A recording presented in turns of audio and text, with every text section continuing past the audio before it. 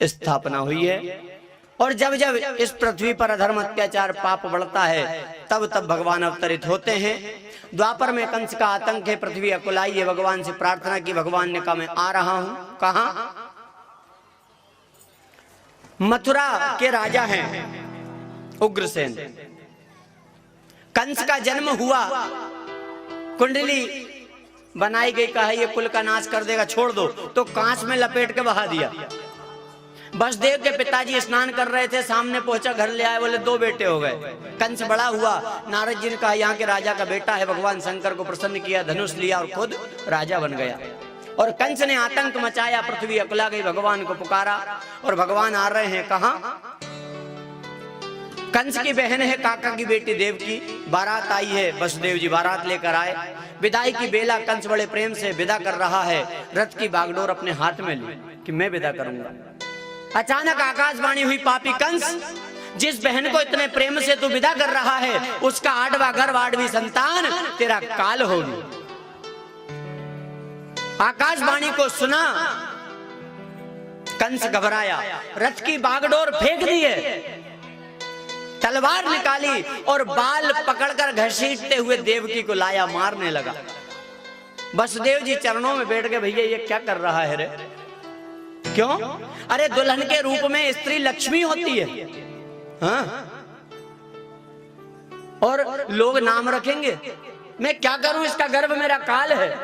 तो वसुदेव जी ने कहा भैया ये तो काल नहीं है ना, मैं वचन देता हूं कि जो संतान होगी तुझे सौंप दूंगा, और भरोसा ना हो तो कारागृह में रख ले। बोले हाँ ये ठीक है।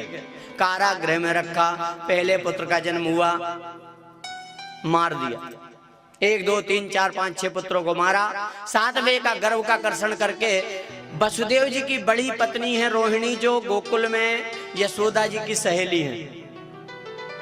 वसुदेव जी कारागृह में है तो रोहिणी सखी के यहाँ, तो 7वें गर्भ का कर्षण करके रोहिणी के गर्भ में स्थापित करो। यशोदा के यहाँ योगमाया से कहा कि तुम कन्या के रूप में जन्म लो। योगमाया मैं आता हूं।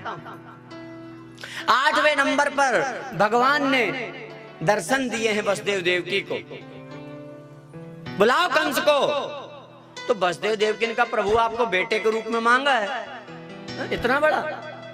बोले अगर मैं बच्चा बन गया तो अभी मैं रक्षा नहीं कर पाऊंगा, अभी तो मेरी रक्षा करना पड़ेगा। हा? हम कैसे रक्षा कर पाएंगे, हम तो बंधन में है। बोले मुझे गोकुल पहुंचाओ, सारी व्यवस्था जम जाएगी। कन्हैया छोटे से बालक बन गए हैं, सूप में रखा वसुदेव जी ने, सारे बंधन खुल गए, ताले खुल गए, दरवाजे खुल गए, पहरेदार सो गए। लेकर चले, यमुना में बढ़ने लगे, जल बढ़ रहा है, भगवान ने चरण नीचे किया, यमुना ने चरण पखारे, मार्ग दिया, शेषनाग ने छत्र किया, मंद मंद वृष्टि हो रही है। गोकुल पहुंचे, कन्हैया को लिटाया, कन्या को लिया। अब कन्हैया रो रहे हैं, और इसका कारण क्या है? संत कहते हैं कि भगवान दुखी होते हैं कि देखो रे लोग भगवान को छोड़कर माया को सिर पे रख रहे हैं। हा? दूसरा भाव है कि भगवान कह रहे मैं आ गया और लोग सो रहे हैं, यशोदा सो रही है ना, तो उनको जगाने के लिए रो रहे। कन्या को लेकर आए हैं वापस मथुरा, पहरेदार जाग गए, ताले लग गए, बंधन बंध गए। कन्या ने रोना प्रारंभ किया। कंस घबराकर भागता हुआ आया, कन्या को पछाड़ना चाहा, अष्टभुजा दुर्गा के रूप में परिणित हो गई। कहती है पापी तेरा काल जन्म ले चुका है और 84 कोस में सुरक्षित है, ब्रज में सुरक्षित है। वही कन्या अष्टभुजा दुर्गा विंध्यवासिनी बनी। बोलिए विंध्यवासिनी मैया की। इधर कन्हैया आ गए हैं और स्वागत की कोई तैयारी नहीं। हाँ, कन्हैया ने रोना प्रारंभ किया है तो नंद बाबा की बहन सुनंदा की आंख खुली, थाली उठाई और बजाते हुए गौशाला में गई।